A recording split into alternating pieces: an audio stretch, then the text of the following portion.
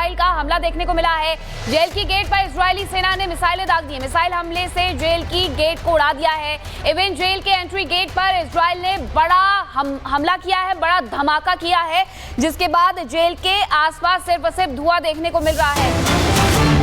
और एक और जानकारी आपको दे दें, जो पूरी अपडेट बता रहे हैं कि कैसे फोर्डो परमाणु ठिकाने के पास आईडीएफ ने हमला किया है। आईडीएफ हमले कर रहा है, बता रहा है कि किन किन जगहों पर ईरान को नुकसान पहुंचाया गया है। अब फोर्डो में परमाणु ठिकाने के पास आईडीएफ ने हमला किया है। ये वही जगह है जहां पर यूएस ने भी देर रात ईरान में हमले किए थे। फोर्डो, नतांज, ये वो इलाके हैं, ये वो जगह हैं जहां पर परमाणु डेवलप किए जा रहे थे, परमाणु हथियार डेवलप किए जा रहे थे, परमाणु शक्ति बनने की ईरान कोशिश कर रहा था और वहीं पर हमले किए गए। अब आईडीएफ ने भी वहां पर हमले किए हैं। तो मेजर दूर एक बार फिर से फोर्डो परमाणु ठिकानों के आसपास आईडीएफ का हमला, यानी जो कुछ वहां पर बचा हुआ है कनेक्टिविटी के लिए उसे भी पूरी तरीके से तोड़ दें ताकि फोर्डो से संपर्क ईरान का भी टूट जाए।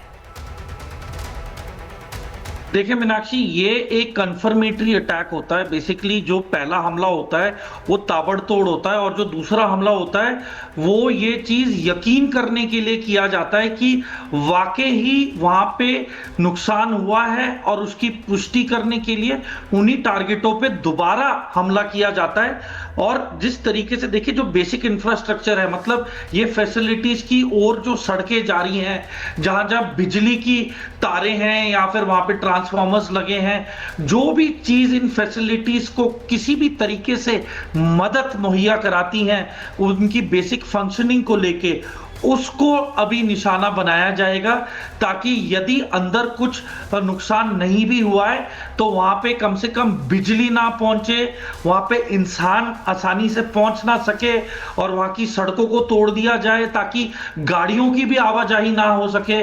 तो उस एरिया को बिल्कुल तहस महस कर दिया जाएगा ताकि अगर अंदर नुकसान नहीं भी हुआ है तो वहां पे पहुंचने के लिए काफी दिक्कत और दुविधा होगी।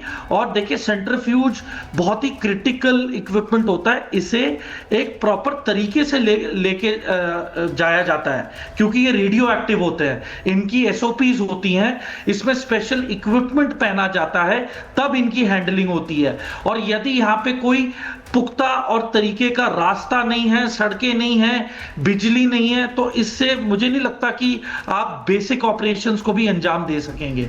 तो इजराइल का मुद्दा यही है कि यदि न्यूक्लियर फैसिलिटी को डैमेज नहीं हुआ है तो कम से कम वहां आना जाना कट ऑफ कर दे ताकि जो अंदर है अंदर ही फंसे रहे और जो बाहर की दुनिया है वो वहां तक ना पहुंच सके। मीनाक्षी, मेजर तूर वापस लौटेंगे आपके पास, वक्त एक छोटे से ब्रेक का है, लेकिन ब्रेक भी पता है कि रूस यूक्रेन के खिलाफ युद्ध में उतरा हुआ है और यूक्रेन को कौन सपोर्ट दे रहा है। तो सीधी सी बात है कि ये एक हुक्म का इक्का रूस के हाथ में आ गया है कि वो ईरान को या तो समझा सकता है कि लड़ाई पे ना जाए, अमेरिका पे हमला ना करे, और यही बात स्पष्टता के साथ रूस अमेरिकियों को भी बताएगा कि अगर तुम यूक्रेन को संभाल लो और उसे बोल दो कि युद्ध विराम कर ले और मान जाए तो सब बढ़िया रहेगा, वरना फिर रूस भी ईरान को सपोर्ट देगा, हथियारों का सपोर्ट देगा। क्योंकि हमें भूलना नहीं चाहिए कि जब रूस दिक्कत में आ गया था, जब उसे कमी पड़ गई थी हथियारों की, तब पहला मुल्क ईरान था जिसने शाहिद 136 ड्रोन्स की प्रोडक्शन फैसिलिटी को रूस में तैयार किया था और सबसे ज्यादा ड्रोन्स ईरान ने ही रूस को प्रोवाइड किए थे। तो अब वो समय आ गया है कि रूस को वापस कैसे मदद करनी है ईरान की। पर ईरान यदि अमेरिकी बेसिस पे हमला करता है तो ये एक बहुत ही एक दर्दनाक अंत हो सकता है इसका।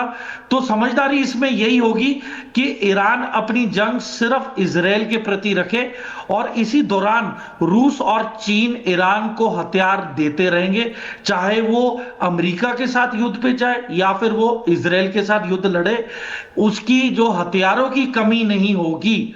और ऊपर से हमने उत्तरी कोरिया का रोल क्यों नहीं बात कर रहे हैं कि उत्तर कोरिया की काफी मिसाइलें रूस इस्तेमाल कर रहा है यूक्रेन के खिलाफ, तो क्यों नहीं कि उत्तर कोरिया का जो असला बारूद और मिसाइलें हैं। उत्तर कोरिया का जो आप जिक्र कर रहे हैं उस पर आएंगे, लेकिन अभी जो तस्वीरें आ रही हैं मॉस्को से वो लाइव तस्वीरें आ रही हैं। आपने कहा कि कहीं ना कहीं जो हथियार हैं वो ईरान को उपलब्ध करवाए जाएंगे मॉस्को की तरफ से, रूस की तरफ से, लेकिन क्या यहाँ पर ये मांग नहीं की जा रही होगी कि आप भी हमारे साथ सीधे तौर पर युद्ध में उतर जाइए, जैसे अमेरिका इजराइल के साथ उतरा हुआ है, खड़ा हुआ है? क्या ये मांग भी की जाएगी आज इस टेबल पर चर्चा के दौरान?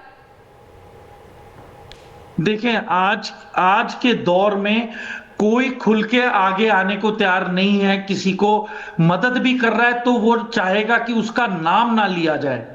जिस तरीके से लेपर्ड टैंक्स यूक्रेन को दिए गए, पर जर्मनी ने ओपनली नहीं बोला है कि वो डायरेक्ट रूस के खिलाफ युद्ध लड़ेगा।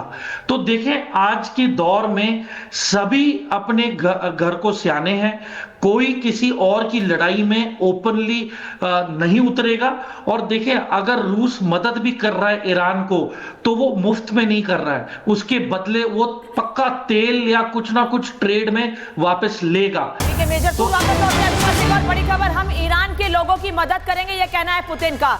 जो मुलाकात हुई है, उसमें बात हुई है, जो मोटी मोटी चीज निकलकर सामने आई है उसमें ये बात आ रही है कि हम ईरान के लोगों की मदद करेंगे, यानी पुतिन रूस ईरान के लोगों की मदद करेंगे, ये कहना है। सर, इस शब्द का क्या मतलब है? ईरान के लोगों की मदद करेंगे मतलब ईरान की हेल्प नहीं करेंगे, वहां के लोगों को दिक्कत होगी, परेशानी होगी, उनकी मदद की जाएगी, युद्ध में कोई मदद नहीं होगी, क्या ये माना जाए?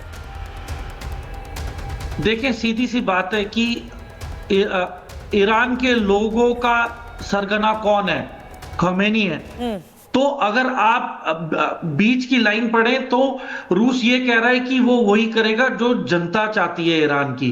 और आज की तारीख में मुझे लगता नहीं है कि गाजा, जिस तरीके से गाजा के खिलाफ जैसे मिलिट्री ऑपरेशन किया गया है और जिस तरीके से निहत्थे बच्चे और औरतें और बुजुर्गों को भी मारा गया इस युद्ध में, तो इसको मन में रखते हुए गल्फ की सभी कंट्रीज काफी हद तक एकजुट हुई हुई हैं इजराइल के रवैये के खिलाफ। और ये जिस तरीके से डिप्लोमेसी के और बातचीत के दौरान ये हमला किया गया अमेरिका के जरिए, तो जायज सी बात है कि बाकी देशों का भी भरोसा उठ चुका है। और जो अदर इस्लामिक कंट्रीज हैं उनकी मीटिंग में भी पक्का ये निंदा की गई है कि बहरीन ने निंदा की है कि ये हमला गलत है, ये नहीं होना चाहिए था। और मैं एक और सवाल पूछना चाहता हूं, तुलसी गाबार्ड ने ट्रंप के मुंह पे कहा है कि ईरान ने कोई भी वेपन्स ऑफ मैस डिस्ट्रक्शन बनाया नहीं है, कोई न्यूक्लियर वेपन है ही नहीं। आईएईए ने भी यही बोला कि ईरान के पास कोई न्यूक्लियर वेपन नहीं है, ना ही उसने पहल की है हथियार बनाने की, पर उसने न्यूक्लियर नॉन प्रोलिफरेशन। इस बीच एक और जानकारी आ रही है, वो भी अपने दर्शकों के साथ साझा करते हैं कि किस तरीके से ईरानी विदेश मंत्री से पुतिन ने कहा है कि सुप्रीम लीडर को हमारी शुभकामनाएं। ये सुप्रीम लीडर खामनेई अयातुल्लाह के बारे में उनकी तरफ से जिक्र किया गया है। अयातुल्लाह खामनेई को हमारी शुभकामनाएं, ये पुतिन की तरफ से कहा गया है। ईरानी विदेश मंत्री और रूस के राष्ट्रपति के बीच में मुलाकात अभी भी चल रही है। सर, इसका क्या सीधा सा मतलब निकाला जाए? शुभकामनाएं प्रेषित कर दी गई हैं, यानी कि आप युद्ध में लड़े रहिए, डटे रहिए, हम आपके साथ हैं, यही है इसका मतलब।